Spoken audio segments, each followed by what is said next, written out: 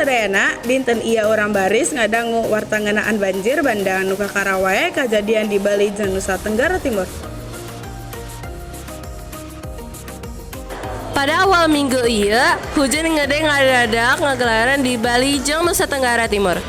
Walungan ngalimpas, longsor kajadian serta lobang ngawengkong kekeun ku cai. Musibah ieu geus nyababkeun karugian gede nepi ka ayeuna sahantena 18 urang maot di Bali sarta 2 orang can kapanggih. Di Bali Wungkul, banjir ngakekem genep tina 8 kabupaten. Jalan-jalan utama katutup. Jeung akses ke bandara internasional sempet kaganggu. Sedangkan di Nusa Tenggara Timur khususnya di desa Maupongo nu jauh, tim SAR masih ngahese ngahontal kampung-kampung nu kekeum. Longsor ngahancurkeun imah warga, sasak jeung sawah. Leuwih ti 500 orang kapaksa ngungsi sarta cicing di tempat pengungsian darurat.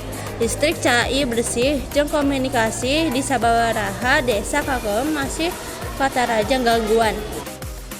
Pemerintah ngingetan yen banjir kawas kieu bisa jadi sering kejadian, utamana dina mangsa usum hujan.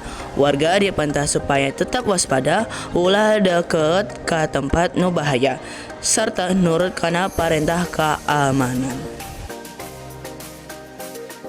Eta warta pangayarna ngeunaan banjir di Bali jeung Nusa Tenggara Timur.